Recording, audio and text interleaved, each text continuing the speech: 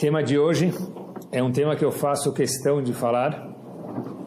Não é um tema novo, a gente faz questão, Bezat Hashem, de falar uma vez por ano, mais ou menos, tá bom? Eu anoto que tema que eu falo e quando eu falei, um, para não ficar muito longe um do outro, e dois, para também não ficar muito perto. Mas tem um tema que eu me supervisiono para cuidar de falar desse tema. Então, mais ou menos uma vez por ano é o tema que vem hoje à nossa frente. E eu acho que cada vez mais, queridos, tem uma razão e uma necessidade maior de falarmos sobre esse tema único que a gente vai falar hoje à noite. Porque, por um lado, ele é cada vez mais escasso, e, por outro lado, ele é cada vez mais necessário. Sério? É mais necessário, mas é mais escasso. Como pode ser? Então, obviamente que o tema, não sei se vocês perceberam, é casamento.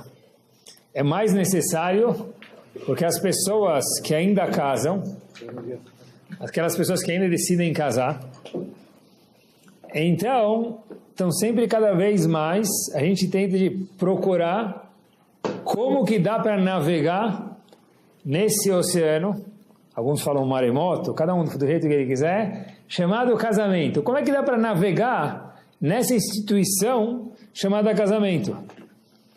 Eu falo que é mais escasso, eu falo não, o mundo diz, né? A gente, olhando para o mundo, a gente vê que a palavra casamento hoje em dia, ela está saindo da moda.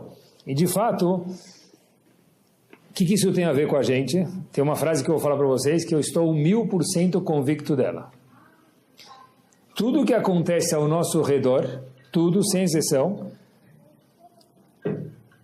a gente vive isso e a gente é afetado por isso. Ah, mas a gente tem uma comunidade. Mas não interessa, nós somos seres humanos e todo ser humano é afetado por onde ele vive. Obviamente, inclusive todos nós, sem exceção nenhuma. Então a gente acaba sendo afetado e o mundo projeta uma imagem, que nós vemos isso, porque para que casar? Porque o casamento traz muitas obrigações, e essas obrigações todas que o casamento traz, dá para se resolver de outra forma, dá para juntar, dá para desjuntar, é menos comprometedor.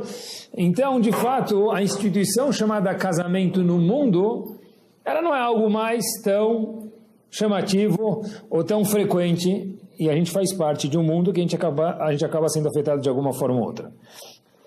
Vamos começar por aqui.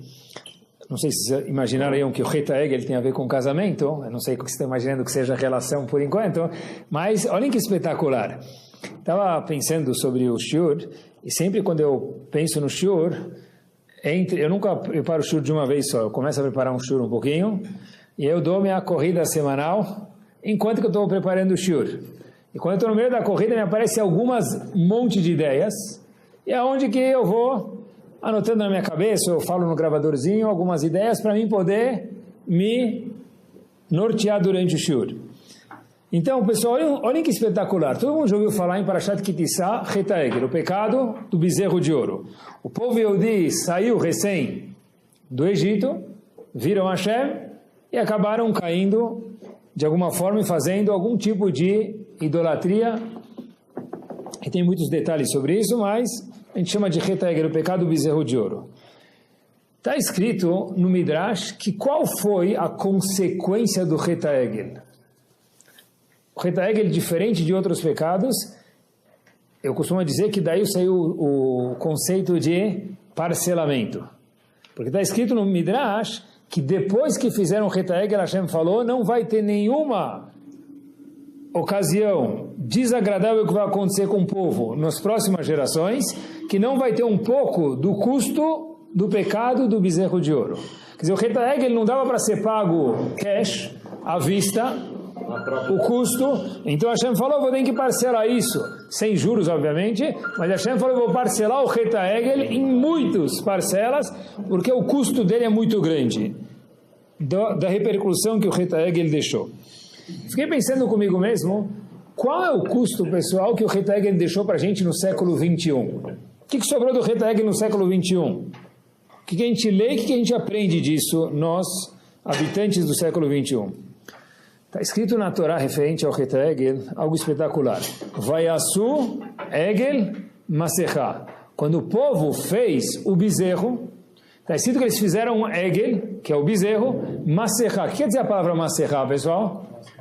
Máscara. Né? Mas a palavra maserá vem da palavra massach. O que quer dizer massach em hebraico? Alguma separação, que separa de um lado para o outro. No caso, simples demais, o egel, o bezerro, separava entre eles e Hashem. Como assim?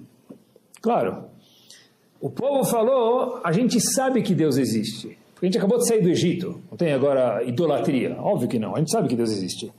Então por que nós fizemos o Reta Egel? A resposta é, porque a gente não quer Hashem 220 volts na nossa frente. É muita tensão, é muita santidade. Eu não estou pronto para ter tanta santidade. Eles falam para o Haron, a gente quer um intermediário, assim explicou o Ramban, entre nós e Hashem. A gente não quer que não tenha Deus, a gente sabe que tem Deus, a gente quer um intermediário. É muito forte nós estarmos diretamente conectados com Hashem. Obviamente que isso foi errado, porque se tem diferença, queridos, entre receber a Torá direto de Hashem e de Moshe Rabbeinu, obviamente que tem uma diferença maior ainda, sem comparação, de receber de Moshe Rabbeinu ou de um bezerro. Como assim? Olha que interessante. Se a gente tivesse recebido a Torá inteira de Hashem, não só o primeiro e o segundo mandamentos, todos os mandamentos, tudo de Hashem, o que teria acontecido? Em vez de receber do terceiro mandamento em diante de Moshe Rabbeinu, o que teria acontecido? Escrito que a gente nunca mais ia esquecer nada de Torá que a gente estudasse. Vejam só a intensidade de diferença. Se a gente tivesse recebido a Torá com 300 mil volts de santidade, de Kedushá, de Hashem, a gente nunca mais teria esquecido nada que a gente estudou.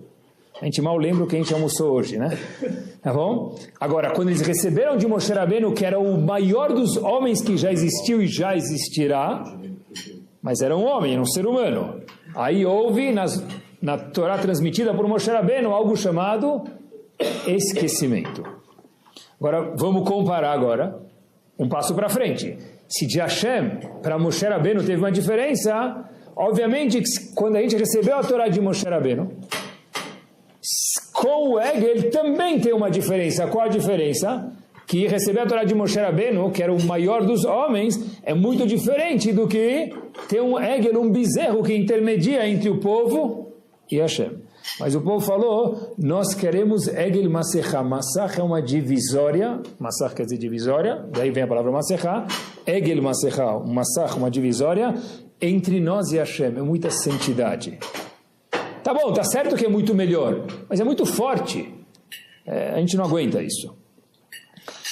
Pessoal, até hoje, no século 21, nós temos resquícios desse Egel Masechá. Sério? Aonde?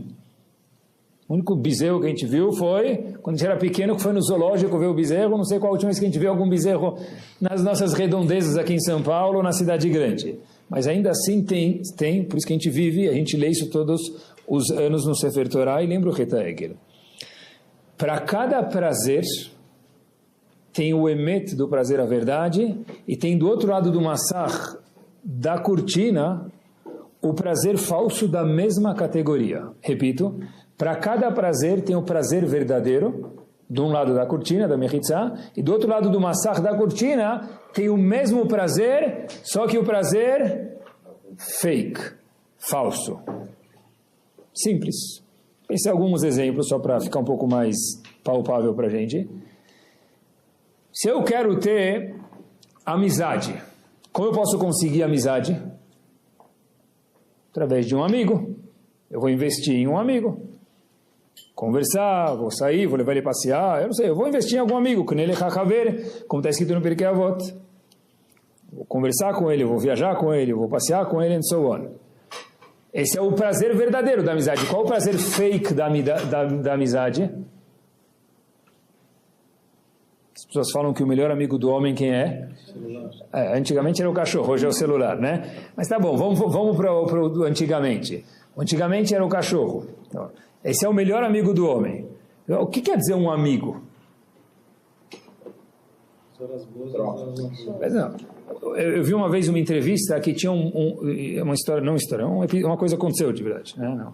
Um profissional de Wall Street, ele não tinha tempo para ter família, não tinha tempo para ter amigos, coitado, né, Hazita? Ele trabalhava inúmeras horas por dia, então ia chegar na cama e cair, tempo de acordar, escovar os dentes, prender a gravata, aí na Cleaners, buscar a camisa dele engomada, ele voltava de novo para a Bolsa de Valores e trabalhava lá na financeira dele. Então, já que ele não tem tempo para ter amigo, o que ele tem agora?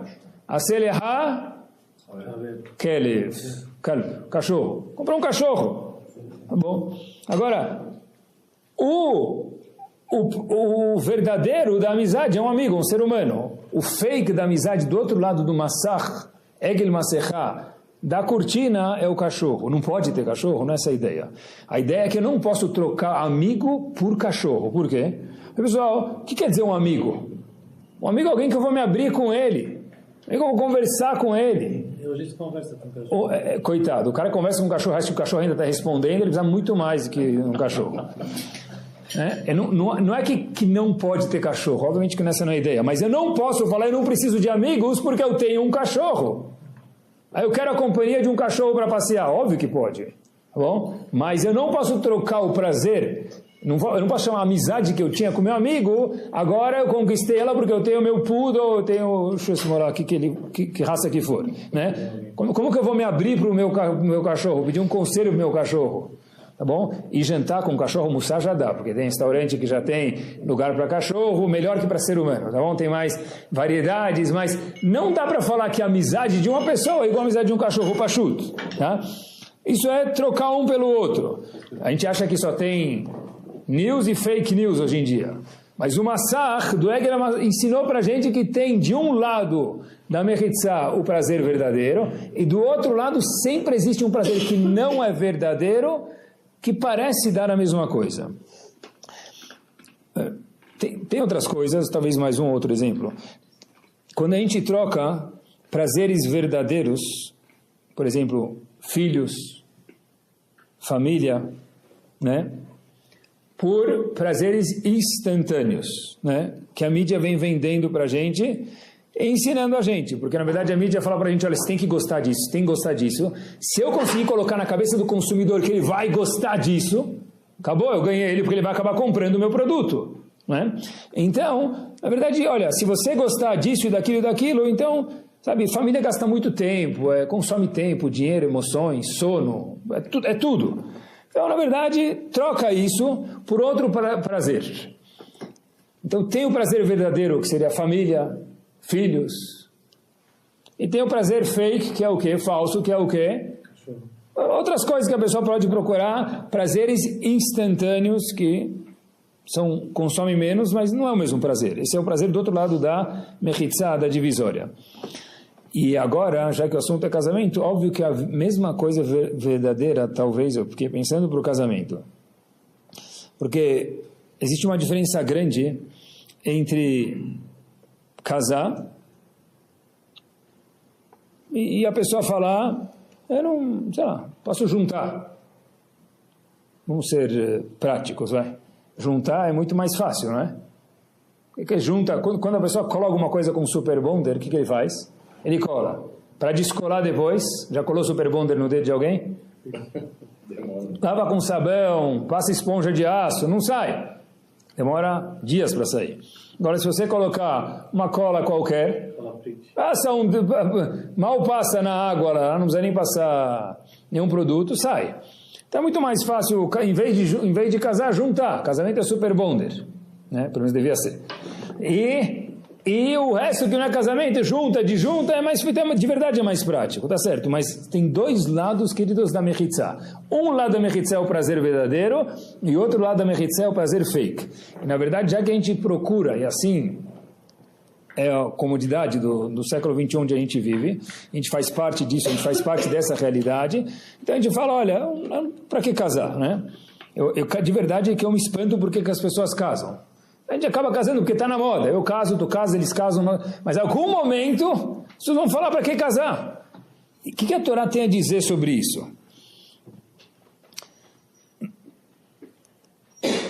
Quem está pensando sobre isso agora já foi tarde demais, tá bom? Já casou, Baruch Hashem, mas eu costumo dizer que se a gente for olhar, queridos, para o que a gente assina na Ketuvá, ninguém nunca casaria. A sorte que todo mundo tem é que quando a pessoa assina a Ketuvá, ele acha que ele está assinando lá está dando autógrafo para o rabino no dia do casamento, ele é noivo, tá tudo importante, o cara é noivo, então ele assina, é noivo, não assina por quê? Sei lá, ele assina, ele não está assinando, não está dando autógrafo para o rabino. O que ele está assinando lá? Um contrato de casamento, que ele tem algumas obrigações para ela. Mal ele sabe o que é, ele vai descobrir com o tempo, obviamente, o noivo, mas, né? Casa para ela, tudo de bom. É muito mais do que a gente imagina, graças a Deus, né? Mas tem obrigações que tem. Agora, olha que interessante, então para que casar? Eu pensei bastante em falar isso, eu não quero ser assim, como falar, não otimista, ser pessimista, mas, pessoal, presta atenção comigo. Tudo que dá para fazer casado, dá para fazer sem casar hoje em dia. Talvez tenha a parte física. Mas fora a parte física, me permitam aqui a expressividade aqui, tudo você faz por mensagem hoje. O que ele precisa? Com SMS, ou com WhatsApp, o que mais ele precisa? Para que ele precisa da instituição chamada casamento? Sem contar das vantagens, que for tudo por WhatsApp e SMS, da tranquilidade que o homem vai falar que eu tenho e a mulher vai falar que ela tem. Então, por que casar? Espero que eu consiga responder a pergunta até daqui a pouco, hein, pessoal? E a melhor prova disso é quando a gente anda aqui no bairro e a gente vê os... Hoje eu falei para ela não vir. Quando as outras virem, mas a tua não. É verdade. Vamos trazer as esposas. Quando... A maior prova da tranquilidade que a gente vê nos homens, mas seria a mesma coisa nas mulheres, é que eu vejo mais nos homens, é quando é época de férias, e aí o casal viajou para fora, para algum lugar para passear, e ainda tem mais 2 semanas de férias. Aí você vê o homem todo sorrindo, andando devagar, passeando de Havaiana na rua. O que aconteceu? Falei, eu estou de férias. O que aconteceu? Minha esposa está na minha casa de fim de semana, eu estou aqui... On the rocks, nunca tive tanto tempo, dormi bem, acordei bem. É um sorriso assim, parece que está dormindo embaixo do ensolarado, né? Pelo menos quando a esposa ligar, tem que falar, estou sentindo falta, não sei o que lá, né? Mas a gente, de fato, é outra vida. Então a pergunta é, por que casar mesmo? Qual é outra opção? Qual é a outra opção? Vamos chegar lá. Qual é a outra opção, pessoal? O cara casou, a mulher casou. Tá bom? Eu vou falar do lado do homem, porque eu estou do lado do homem. Seria a mesma coisa para o lado da mulher, nada pessoal. Não estou puxando a sardinha para nenhum lado. Ele já casou, chega em casa às 11h30, trabalhou, 11h30 da noite, está cansado. Aí ele está pronto para dormir. Agora ela quer contar do vestido novo que ela viu, que ela está na dúvida se é mais bonito laranja ou amarelo. E para o marido faz muita diferença se é laranja, ou amarelo, ou bege, ou creme, ou vanila, ou chaharila, né? Sem falar dos sapatos. E aí de repente você percebeu que eu emagreci, e se você não perceber, você vai rezar nets amanhã, não é? Vai acordar antes do galo cantar, né? E aí o marido fica escutando até 1h, e aí de repente ele escuta aquela frase imortal: você não está nem escutando o que eu estou falando. Razito, ele ficou das 11h30, 1h escutando, e ainda fala, você nem escutou o que eu estou falando. Vou exagerar, então. Vocês não acharem que isso é coisa peculiar.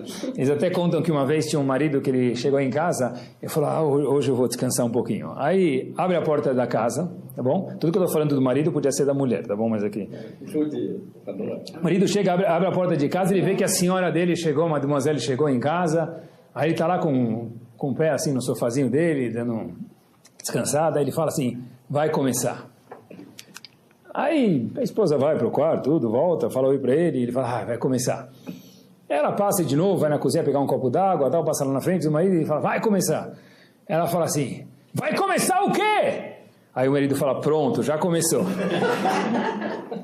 Então, pessoal, presta atenção, o lado do massach da Mechitzá, meus queridos, é o que eu mostrei para vocês aí. É tudo cansa, é melhor juntar, né? É muito comprometimento, né? Mas esse é o prazer falso, que eu enganei vocês, tá bom? Espero desencanar agora, que tem esse prazer, né? Eu estou vazio, eu estou livre, eu estou disponível, como for a palavra correta, eu estou dibi, né? Estou sussa. Mas tem o conceito chamado casamento, ou que sinônimo dele é chamado família. Ou sinônimo dele é chamado casa, bait, né? Ou continuidade, são tudo isso sinônimos. No momento que um marido casa com uma esposa e uma esposa casa com o marido, eu sempre costumo dizer, eu dou aula para algumas pessoas que são noivas, falo, meu amigo, no dia que você casar com sua esposa, você saiu de você e você para senhor e senhora, um upgrade. Você saiu de pessoa física para pessoa jurídica, você tem uma casa agora, você virou uma entidade dentro de Bnei Israel, você faz parte de um povo agora, você faz parte de uma continuidade. Ter uma relação assim, sem comprometimento nenhum com alguém, esse é o prazer fake. O prazer verdadeiro é alguém que lembra isso, e a Torá, quanto que ela preza isso, a entidade chamada casamento. Cada casal que casa hoje em dia é milagroso. Ainda mais se dura, né? Você fala, bodas de prata, bodas de ouro, bodas de não sei o que lá. É de verdade, é algo magnífico hoje. Mas a gente tem que saber que, de acordo com a Torá, o prazer verdadeiro referente a esse conceito, chamado relação entre homem e mulher, só tem um, que é chamado, pessoal, casamento. A opinião da Torá Kedoshá é que um homem, quando a Torá se refere a Adam Arishon, a Gemara aponta isso sobre o Humash, está escrito Vaikra et Shemam Adam, o nome deles é homem. Então a Torá fala, Habibi, cadê a concordância aqui verbal? O nome deles, plural, é homem. O nome deles é homem e mulher, ou o nome dele é homem. Como que a Torá diz o nome deles, plural, é homem? Daqui diz a Gemara para a gente, o Talmud fala para a gente que um homem não é chamado homem até que ele case, porque o nome deles, ele com ela, é chamado homem. Antes do homem casar, ele não é chamado homem. O que ele é? É um jovem, alguma coisa que está andando por aí até chegar no estágio de amadurecimento de ser um homem. O homem, o Adam, a pessoa, de acordo com a Torá, só é chamado pessoa quando ela casa. Quer dizer, esse é o prazer emet, esse não é o fake. Não é à toa que quando a gente fala de Shalom Bait, se não tem um bait, não tem Shalom Bait. Shalom Bait é ter paz numa casa onde tem um casamento.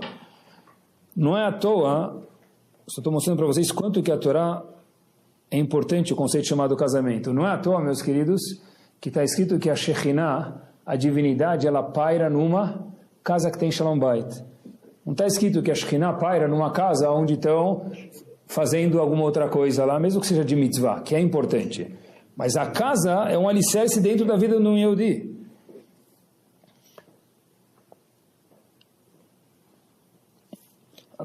O Midrash conta, para a gente ver o que é o casamento e por que tem essas dificuldades, né? O que é óbvio, né? Entre homem e mulher, para se acostumar, conseguir se relacionar junto. Mas, olha interessante, o Midrash conta, a gente já escutou esse Midrash, mas queria mostrar para vocês, na linguagem do Midrash, uma coisa interessante. O Midrash Rabbah conta para a gente, em Bereshit, o seguinte: uma senhora muito nobre em Roma, assim diz o Midrash, chegou para Rabi Yossi ben Halavta e falou para ele, quantos dias Hashem criou o mundo? Rabi Yossi ben Halavta falou para ela, 6 dias Hashem criou o mundo. Na verdade, mais um que ele descansou, ele criou o conceito chamado descanso, total de 7 dias. Aí falou, tá bom, 7 dias, mas de lá para cá passaram-se alguns anos, e aí Hashem se aposentou? Como é que funciona? O que ele faz de lá para cá? Então, diz o Midrash famoso que falou, olha, de lá para cá Hashem tem uma ocupação não menor do que criar o mundo. Falou, como assim? O que ele faz? Me conta. Então, fora que Hashem mantém o mundo, obviamente, Hashem supervisiona tudo, mas Hashem está fazendo o shidduchim das pessoas acontecerem. Tá bom? Ok? Aí falou, mas não precisa de Deus para fazer shidduchim? Eu consigo fazer isso, disse a senhora nobre. Falou, como assim? Ela falou, pode deixar comigo. Então ela tinha muitos escravos e escravas, essa senhora, e falou lá, pegou, falou, número 3, número 5, número 7, número 8, começou a fazer lá um basra, lá um simantov, mazaltov aí, de um monte de noivo com noivas, o escravo com escrava dela. No dia seguinte, pessoal, essa é a linguagem, eu pensava que sempre era um exagero, eu fui procurar dentro do Midrash, essa é a linguagem do Midrash. No dia seguinte, o que acontece? Um escravo chega lá para ela cantando a música samba, Lelê tá doente, tá com a cabeça quebrada. O que aconteceu? Chegou o escravo com a cabeça quebrada, diz o Midrash. Outro dia veio outro escravo sem olho. Outro dia, não sei por que não fala das escravas, desculpem. Veio outro escravo com a mão quebrada. Eu pensava que era exagero, o Midrash fala assim. Aí, olhem o que essa mulher falou. Essa mulher famosa em Roma falou para Bios ben Halafta, Leit Eloah que Eloachon. Não tem ninguém que Eloqueno. Não tem ninguém como teu Deus. Por quê? Por que não tem ninguém como teu Deus? Porque, de fato, para manter essa instituição chamada casamento, precisa ter Hashem lá dentro. Porque se não tem Hashem, está aqui um com a cabeça quebrada, outro com a mão quebrada. E a pessoa tem que acreditar e saber que para o casamento de um Yehudi dar certo, é obrigatório que a Kadosh Baruch Hu esteja junto. Porque se Hashem não estiver junto, vai ter cabeça quebrada, mão quebrada, pé quebrado e daí por diante. Assim fala o Midrash. O que o Midrash vai ensinar para a gente? O que Hashem está fazendo? Ele está fazendo o Shidduchim. E daí? Está falando que o combustível do casamento, indispensável é que Hashem esteja sempre injetando lá a presença dele. Quando tem Shalom Bayit, tem Shekhinah. Porque para que haja, se a pessoa começa a investir no Shalom Bayit dele, Hashem aparece. Porque sem Shekhinah, pessoal, parece que o Shalom Bayit sozinho não flui. Agora, como que a gente casa Lemaassé? Como funciona para a pessoa achar a outra metade dele? Olha que interessante. A própria Gemara faz essa pergunta. Com quem a pessoa casa? Como funciona esse negócio chamado casamento aí que a gente está falando hoje? A Gemara fala, está escrito que sai uma bat kol, todo mundo já escutou Sheva Brahot, mesmo a drashá 500 vezes, sai uma bat kol, sai uma voz celestial, o cara já vai levantar, fala um Sheva Brahot, já aperta o play, já sai sozinho essa drashá, né? Sai bat kol, ploni le ploni, betmin, betmin, sai fulano para ciclana, sai uma voz celestial. O que é a voz celestial? Uma mini profecia. Beleza. Só que a própria Gemara pergunta, no comecinho do Tratado de Tzotá, como assim fulano para fulana? Está escrito que o homem casa com uma mulher, e a mulher casa com o homem conforme os méritos deles. Então não é uma voz celestial que sai desde que a pessoa nasceu já, que está predestinado. Não é verdade. A própria Gemara fala que cada um casa com alguém conforme os méritos que ele tem naquele momento. Então a Gemara ficou um pouco assustada, é um ou é outro? É uma voz celestial que sai quando a pessoa nasce ou depois? Então a Gemara traz uma resposta primeira. A Gemara fala o seguinte, olha, depende. Existe um bat kol que sai, mas também existe um masé. Quer dizer, o bat kol sai quando a pessoa nasceu. Se a pessoa tiver um masé, fizer um ato e ele melhorar, então ele pode ganhar um upgrade dele, ou provavelmente o contrário, na mulher ou no marido consecutivamente que a pessoa vai casar. Então, de novo, tem um bat kol inicial que sai uma voz celestial com quem cada um vai casar, mas, tá bom. A Gemara lá em Sotá fala uma coisa interessantíssima também. A Gemara fala o seguinte, que o primeiro casamento que a pessoa faz é um bat kol, é uma voz celestial. O segundo casamento vai conforme os méritos da pessoa. Então olha que interessante. Quando a gente fala, os méritos da pessoa, quando a gente fala que o casamento da pessoa, casar uma pessoa é igual Kriyat Yam Suf, que a gente já escutou no Sheva Brachot 1000 vezes, é igual abrir um mar, diz a Gemara, isso só é verdade no segundo casamento. O segundo casamento não é o original da pessoa. Então o segundo casamento, isso é igual abrir o Yam Suf. Para ele querer casar com ela, casar com ele, e é latif. É igual Yam Suf. Agora, o primeiro casamento, o primeiro casamento é igual, é uma bat kol que sai. Tá bom. Então, de novo, depende se é o primeiro casamento ou o segundo. O primeiro casamento é um bat kol. O segundo casamento, aí tem que criar Yam Suf, vai de acordo com o macê da pessoa. Bom, e aí tem outra resposta que a gente falou, que o normal da pessoa, o parve da pessoa é a bat kol. Mas se a pessoa crescer na vida e ele mudar durante a vida dele, quando ele nasceu, na fraldinha lá, já avisaram vai casar com tal pessoa. Se você é homem ou você é mulher, nós trabalharmos para crescer, então merece mais, vai achar uma mulher e um marido melhor ainda. Mesmo no primeiro shidduch, de acordo com essa resposta. Então, de novo, a pessoa nasce já tem um bat-kol. Em contrapartida, vai de acordo com os massim, com os atos da pessoa. Então, uma resposta é que depende se é o primeiro casamento ou o segundo. O primeiro casamento vai de acordo com o que foi decretado quando a pessoa nascer. O segundo vai de acordo com os atos da pessoa. E esse segundo é igual Kriyat Yam Suf, igual abrir o mar. Uma segunda resposta, só deixa eu resumir um segundo. A segunda resposta é que o normal da pessoa, o parve, a pessoa nasceu, sou, fui, serei, não mudei, continuo sendo o que eu já nasci. Então já tem o bat-kol que sai a voz celestial. Mas se a pessoa crescer, ele for para first class, ele vai achar uma parceira que senta na first class com ele, uma mulher que não necessariamente era aquela voz celestial que saiu original de antes. Então, cada um casa com quem ele foi predestinado? Talvez não. Porque se o cara subiu, agora o predestinado dele mudou, ele vai casar com outra mulher conforme o naipe onde ele se encontra agora. Tá bom? Olhem que interessante, pessoal. A Gemara até fala, olhem que espetacular. A Gemara até fala, será que pode casar em Chol HaMoed, noivar em Chol HaMoed, melhor dizendo? A Gemara fala que na verdade não pode. Por quê? Porque não pode ir em Me'arevim Simcha Besimcha. Quando o cara está noivo, alegria, né? Então não pode misturar a alegria do Chol HaMoed com a alegria do noivado. Mabessir, é proibido. Só que depois a Gemara fala, não, claro que pode. Por que pode? Eu já tenho meu Basra, eu já tenho meu Shidduch. Por que pode? A Gemara fala, Shemi Kademenu Acher. Talvez outro marido vai pegar a tua esposa. Mas como você vai pegar minha esposa? Já foi pré-decretado, diz a Gemara.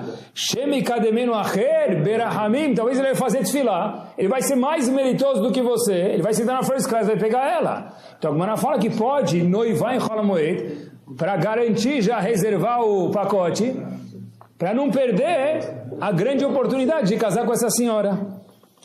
Quer dizer, quando a pessoa melhora, tudo isso antes do casamento, depois também tem que melhorar. Mas aí ele está agora pronto para receber uma outra metade, uma esposa, e o marido também, a esposa também, mais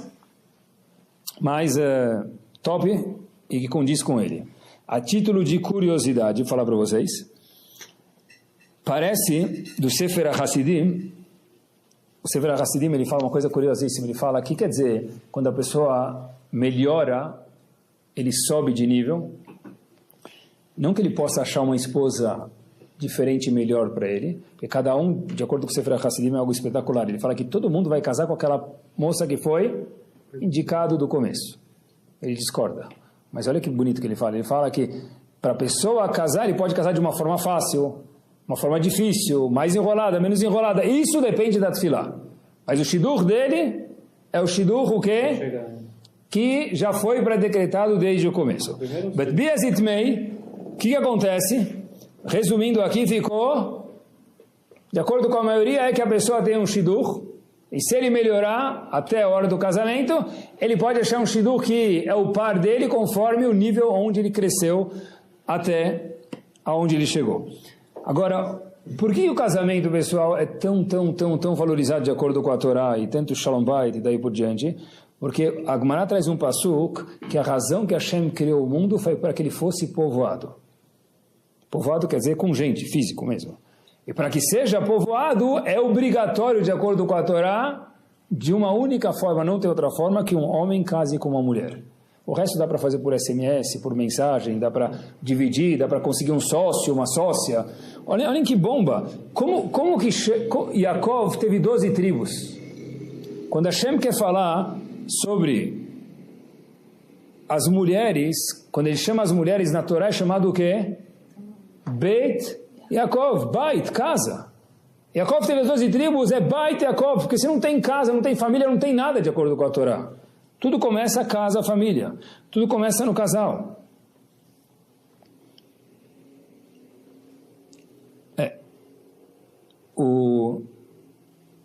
Mas talvez o casamento, a gente tem que acreditar mesmo que é uma instituição muito, muito importante. E mesmo que no mundo está em extinção e a gente é influenciado pelo mundo, os nossos valores têm que ser completamente diferentes. Antigamente, quando alguém casava, a pessoa falava, no mundo, os declaros marido e mulher. O que o marido falava para a mulher falava para o marido? Eu vou te amar para sempre. Hoje acho que não fala mais na roupa, eu vou te amar para sempre. Se fala em off lá na gravação lá do filme. Mas pessoal, olha que interessante. Eu vou te amar para sempre. Fiquei pensando comigo mesmo. Isso aqui tinha que ser uma promessa, não é? Quando eu falo, eu vou pagar minha conta, eu vou honrar meus compromissos, eu vou te buscar, eu vou pintar, eu vou levar, eu vou trazer, eu vou entregar a mercadoria. Isso é um compromisso meu. Então, eu vou te amar para sempre. Tinha que ser uma promessa. Virou uma frase agora Hello Kitty. Quer dizer, eu vou te amar para sempre. Tá tipo, uma coisa bonita, né? Então, ficou fofo agora. Né? Quando a gente fala, tentem acompanhar comigo. Quando a pessoa fala para um filho, eu vou te amar para sempre. Às vezes vai colocar o filho para dormir ou a filha para dormir. Fala, eu vou te amar para sempre. Eu te amo, meu querido, para sempre. O que a gente quer dizer com isso? Que não tem troca, Habibi. Pode ser que ele vai ser expulso da escola. Expulso não precisa, é muito radical. Você vai fazer bagunça. Pode ser que ele vai ter um dia que ele vai ser suspenso. Vai ser meu filho de qualquer jeito. No conceito casal, quando o homem casa com a mulher embaixo da roupa, e a gente tem que acreditar isso todos os dias e viver isso, eu sei que cada um volta para casa às vezes, e ele fala, puxa vida, talvez aquela mulher, talvez seja melhor para mim. Coisa que a gente vive. Talvez aquela mulher fala, olha, puxa, talvez aquele marido seria melhor para mim, ele é mais calmo, ele é mais legal, ele ganha mais, ou ela é mais bonito, ou ela é mais arrumado, ou ela cuida melhor da casa, dos filhos. O eu vou te amar para sempre é igual que um filho. A gente não fala, eu vou te amar para sempre, pelo menos não deveria falar, né? Vou te amar para sempre, eu espero poder trocar no meio do caminho e achar o do vizinho. Então, num casamento, eu vou te amar para sempre, a condição que o homem tem que ser, não tem outro na minha frente. Não tem outra na minha frente. É impossível que existe outra metade que mete melhor comigo. É igual o quebra-cabeça. Eu não consigo, eu não tenho muitas habilidades para montar quebra-cabeça. Quando eu coloco um quebra-cabeça na minha frente, eu coloco uma peça, outra peça, eu já começo a apertar, fala, vai de algum jeito, vai entrar. No casamento não é assim, porque Hashem fez que o casamento seja bat-kol, ou seja lefi amasei, que Hashem encontrou cada peça que encaixa direitinho com a outra metade. Então Hashem está falando assim, igual que um filho, a gente fala, vou te amar para sempre, e a gente de verdade quer dizer isso. Num casamento, Hashem espera que haja algo chamado comprometimento.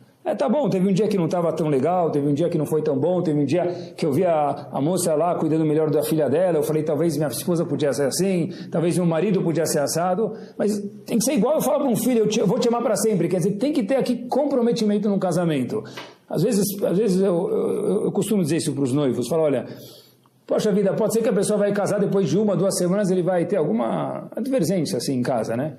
Bom, já teve, nem teve filho, não tem boleto para pagar, não tem escola, só cheva brahot. Tá bom, e daí? Quer dizer que ela não nasceu para mim? Como assim? Tem que ter um casamento, eu te amo, tem que ser amor à primeira vista, essa tem que lembrar para sempre, pessoal. Amor à primeira vista, qualquer banana na televisão sabe fazer isso. A chokhmah é como eu tenho que pensar comigo mesmo para ter amor à milésima vista. Depois que eu já não aguento mais te ver, como é que faz para ter amor na milésima vista? Aí sim, devia ser o contrário. Agora que eu te conheço de verdade, agora na Behebbak, agora que você é meu amor. Agora que você é meu amor. Antes, o que eu conhecia dela? O que ela conhecia de mim? Abre a porta do carro, Lulu, Lilili, tudo hakifadi. Quando que é a mulher de verdade? Quando a pessoa conhece ele. Quando que é o marido de verdade? Quando conhece ele. Então olha que interessante, pessoal. Eu te amo tem que ser um comprometimento. Olhem que espetacular. Todo mundo já foi, graças a Deus, em casamentos. E tem aquele Sheva Brachot na Chupá e depois também. Alguns do Sheva Brachot ficam falando de Adam Arishon. Já perceberam? Eu abri quase todos, né? Baruch Ata Hashem, conforme a melodia lá. Baruch Ata Amonai Yotzer Adam, que criou o homem.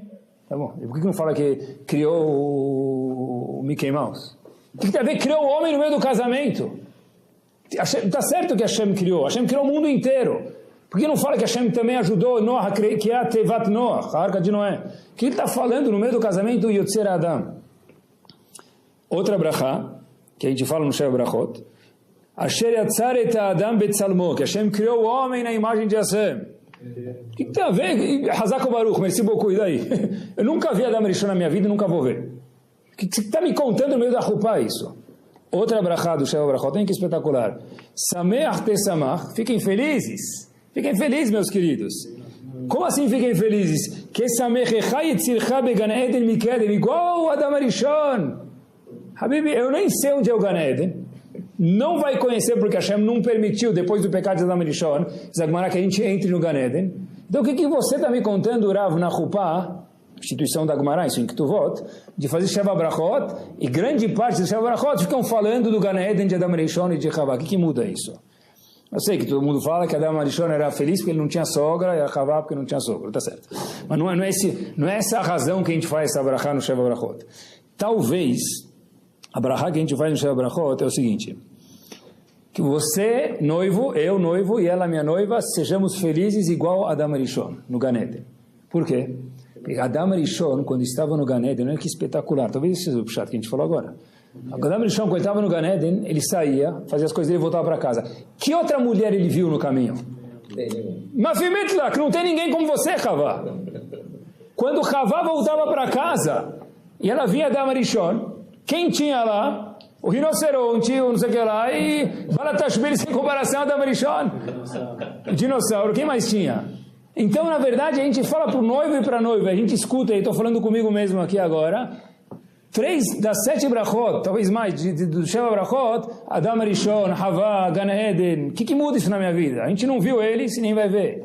Mas talvez Hashem está ensinando para a gente, olha, Habibi, poxa vida, tem que ser igual a Adam e Rishon. Igual a Adam e Rishon chegava em casa, fala, não tem ninguém na minha vida fora você, Havá, porque não havia outra mulher. Igual Havá chegava em casa, fala, não tem ninguém na minha vida fora você, Adam e Rishon. O homem, quando fala para a esposa dele, eu te amo, é uma frase de comprometimento e não tem mais ninguém na minha vida. Tem outras que parecem que são melhores, tem outras que parecem que são mais legais, mas Hashem fez o match, o Basra do Adam e Havá, cada um de nós, exatamente o que cada um de nós é o melhor. Qualquer coisa que fosse diferente não ia rolar. Por isso que Hashem está até hoje fazendo Shidduchim, mantendo os casamentos que ele fez e escolheu com a lupa e com o microscópio cada um que é melhor que o outro. Faz diferença quem se compromete e só quem fala assim, porque de acordo com tem religiões, pessoal, que não existe o conceito chamado divórcio. Na Torá existe o conceito chamado gueto ou divórcio ou não existe? Existe. Mas prestem atenção. Existe. Mas quando que se usa o recurso chamado get, divórcio, de acordo com a Torá? É o último recurso. Agora, não está rolando, acabou, deve ser que não é para mim. Como assim não está rolando, não é para mim? Cadê o comprometimento que eu falei, eu te amo? A Chokhmah, de novo, pessoal, não é amor à primeira vista. É eu me questionar uma vez cada tanto tempo, pelo menos no aniversário do meu casamento. Será que eu casaria com você hoje de novo? Essa é a pergunta que um homem macho, uma mulher, não sei como falar, mulher fêmea não fica feio, mas tá bom, vocês entenderam. Tem que se questionar. Eu casaria com você hoje de novo? E a resposta tem que ser sim. Porque você é a melhor pessoa do mundo para mim, não tem ninguém igual a você, igual a Adam e Havá. Olha, eu estava outro dia num fórum de educação e o que eu escutei foi algo que fez um sininho nos meus ouvidos, e eu adoro aprender, então caiu no ouvido da pessoa certa. O fórum que estavam falando era, um psicólogo falou, como que a gente pode incentivar diálogo na casa de crianças com pais. Como assim? Então, o psicólogo estava falando, olha, hoje em dia não existe mais diálogo de pais com filhos. Eu pensei que é porque o filho está no celular e o pai está no celular. Também é, obviamente. Mas, e nós que, Baruch Hashem, temos Shabbat, o ponto, olha que espetacular, e que assustador ao mesmo tempo. Essa pessoa falou com muita sabedoria, os pais não têm assunto para falar com os filhos não têm assunto para falar com os pais. Onde precisa procurar um tema para ajudar os pais a dialogarem com os filhos com os pais. Eu falei, é muito verdade isso. Não tem tema. Muitas vezes o filho e o pai não têm tema para conversar. Conversar não é somente pegar a folha da Parashat HaShavua e ler quem foi o primeiro personagem dessa Parashá. Moshe, mas prova, tirou 75 na prova da mesa de Shabbat. Isso não é conversar, isso é fazer prova, que FUVEST semanal. Isso não é. Conversar é bater um papo, é conversar. Então, o psicólogo estava falando como inserir uma interatividade emocional, diálogo, comunicação entre pais e filhos. É incrível isso. Boa! O mesmo existe, queridos, entre marido e mulher. Que assunto eu já vou conversar com ela? Não, ela já pagou o açougue, já cobriu o cheque, já pagou o condomínio, já levou as crianças, já trouxe do mandarim, acabou, fez a lista dos afazeres. Isso não é comunicação, tá bom? É a lista da companhia, da casa, que são obrigações, mas um bate-papo, que assunto que tem? E por que é importante a gente ter assuntos em casa? Acompanhem comigo, está vendo um fórum, outro lugar de tecnologia, mas você tem tanto tempo? Tenho, porque eu sou apaixonado por educação. Quando a gente é apaixonado, a gente acha tempo. Não tinha nada a ver comigo, até que de repente a pessoa falou uma frase que, puf, me derrubou. De 10 dos maiores influenciadores do ano, 5 deles são youtubers. 10 dos maiores influenciadores da humanidade, não que Deus me livre a pesquisa judaica, esqueçam, tá bom? Não se preocupem, é uma pesquisa completamente laica, científica. 5 dos 10 são youtubers. Quer dizer, chibjane no que os caras já têm para ensinar.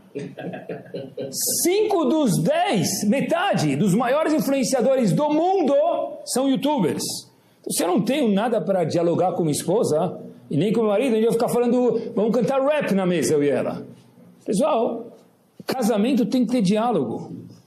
Tem que saber conversar. Pode ser conversar se o semáforo estava piscando, qualquer coisa, mas tem que ter algum diálogo, algum bate-papo. Não pode ser só resolver as coisas da família.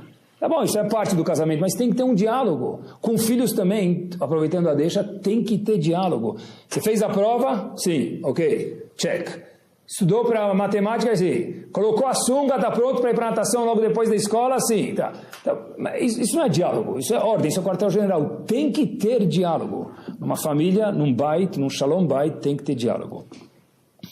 Pode falar sobre qualquer coisa, não precisa falar na mesa ou com a esposa ou com os filhos como resolver o problema de kashrut da comunidade, será que isso aqui tem problema, ou da camada de ozônio, ou o que for.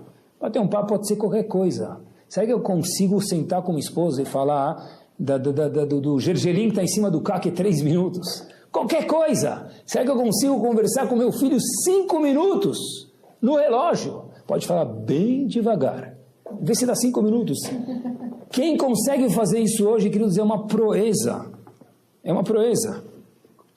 Qualquer papo tem que ter comunicação verbal. Gravação de WhatsApp não vale, tem que ser verbal, tá bom? É de verdade, E só para a gente terminar, é importante lembrar que é incômodo uma mulher viver perto de um marido, ou um marido viver perto de uma mulher que está 24 horas por dia, 7 dias por semana, reclamando. Fora as horas que ele dorme, ela dorme, não reclama, né? Mas não dá para viver perto de alguém assim. Depois eu, marido, me pergunto, eu, esposa, me pergunto por que ele não quer ficar perto de mim. Porque ninguém gosta de ficar perto de alguém que está toda hora reclamando. Para que haja shalom bait, tem que pelo menos deixar que 2 pessoas possam ficar perto. Para ter shalom, se um mora no Brasil, um outro mora em Halab, não é chamado shalom, porque um não vê o outro. 2 morando junto e tem que ter paz. Se um não consegue ver o outro, porque o outro está toda hora reclamando, mesmo que é os mesmos 300 ou 400 ou 800 metros quadrados, isso não é shalom bait. A pessoa tem que tentar ser agradável no casamento. Se ele está insatisfeito com alguma coisa, então resolve com alguém, conversa. Mas não pode ser a vida inteira a pessoa está insatisfeita. E se está mesmo, tem que conversar com alguém para resolver. Ou o casamento faça isso, deixa de fazer aquilo. Isso faz parte do casamento, mas não é só isso o casamento, tem que ter um diálogo. Eu acho que a pergunta que eu tenho que fazer para mim mesmo, que eu quero ser um marido, é: será que eu estou sendo uma pessoa agradável na minha casa? Chovat Levavot fala, marcante isso, que a pessoa precisa procurar ser uma pessoa não pesada, né? A gente fala uma pessoa pesada, chata, vamos chamar no português assim, e que ele procure ser uma pessoa agradável para a família dele. Para que haja shalom bait, eu preciso procurar e me questionar, eu comigo mesmo, será que eu estou sendo um cara agradável? Será que eu estou sendo uma pessoa pesada? Uma pessoa que é gostoso de ficar perto de mim? Será que eu sei falar num tom de voz gostoso? Ou não sei quantos decibéis lá em cima?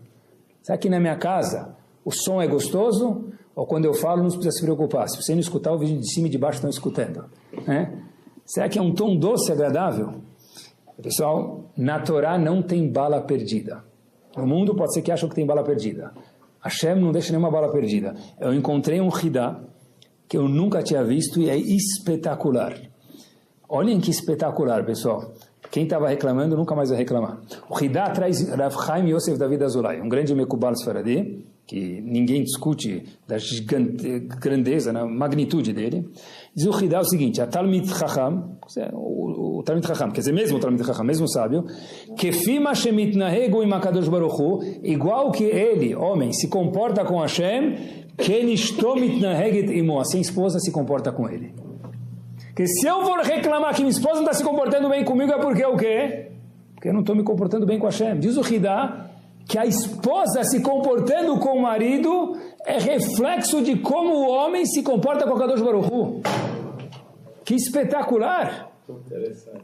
Não é? Daqui para frente ninguém mais vai falar da esposa, porque se falar da esposa está comprometendo ele. Está feliz agora, né?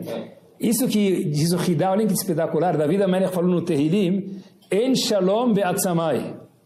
Eu não tenho paz, disse David HaMelech. Como David HaMelech teve no Pasuk, mipnei hatati, por causa do meu pecado. Diz o Hidá, é isso que ele quis dizer. Óbvio que David HaMelech era gigante, mas ele está querendo dizer que a causa que eu estou não tranquilo é porque eu não estou me comportando bem com Hashem. Obviamente David HaMelech era um grande tzadik, ele era muito minucioso. Mas o que está querendo falar aqui?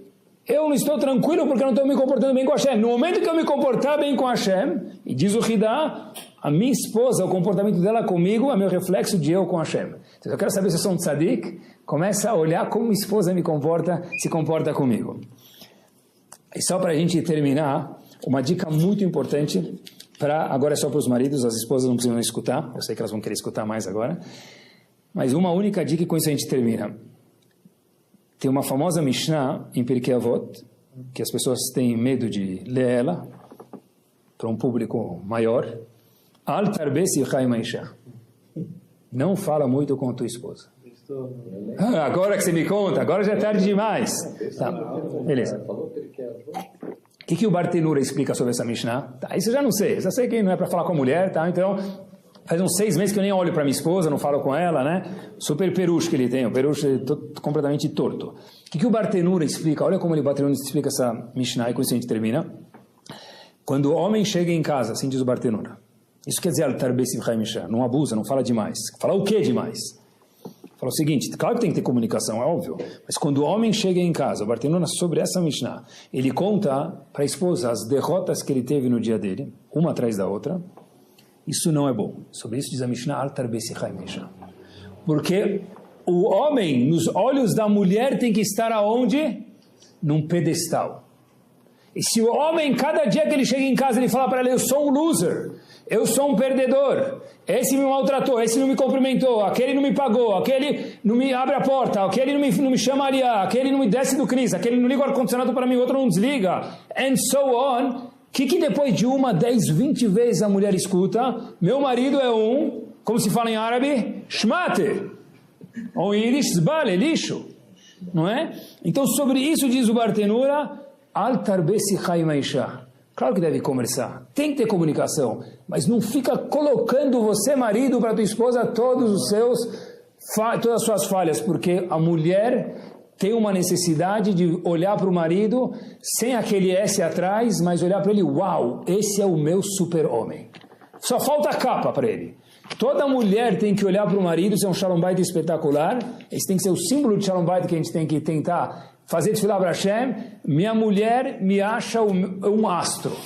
E eu acho minha esposa minha mulher maravilha. Não tem mais ninguém, é igual Adam e Havá. Cada vez que a gente for num casamento, queridos, escutar o Rav fazendo as brachot, igual Adam Arishon, igual Havá, lembrar, por que igual Adam e Havá? Porque igual que Adam e Havá não tinha mais ninguém no mundo, nós temos que viver com isso e lembrar que numa instituição chamada casamento, de acordo com a Torá, é algo que sem isso não tem continuidade, não tem lar, não tem, para ter shalom bait tem que ter shalom, é importante que haja um casamento, igual que nós falamos para os nossos filhos, eu vou te amar para sempre, e a gente não troca nossos filhos, tem que haver um comprometimento com a nossa esposa. Que Hashem a Kadosh Baruch Hu possa pairar nas nossas casas, a gente possa dançar de alegria, e cada vez que a gente chegar em casa, eu falei, uau, eu cheguei no lugar mais gostoso que eu podia estar durante o meu dia.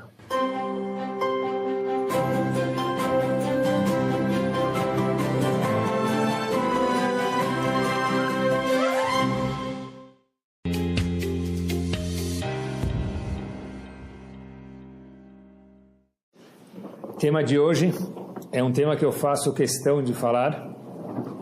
Não é um tema novo, a gente faz questão, Bezat Hashem, de falar uma vez por ano, mais ou menos, tá bom? Eu anoto que tema que eu falo e quando eu falei, para não ficar muito longe um do outro e dois, para também não ficar muito perto. Mas tem um tema que eu me supervisiono para cuidar de falar desse tema. Então, mais ou menos uma vez por ano é o tema que vem hoje à nossa frente. E eu acho que cada vez mais, queridos, tem uma razão e uma necessidade maior de falarmos sobre esse tema único que a gente vai falar hoje à noite. Porque, por um lado, ele é cada vez mais escasso, e, por outro lado, ele é cada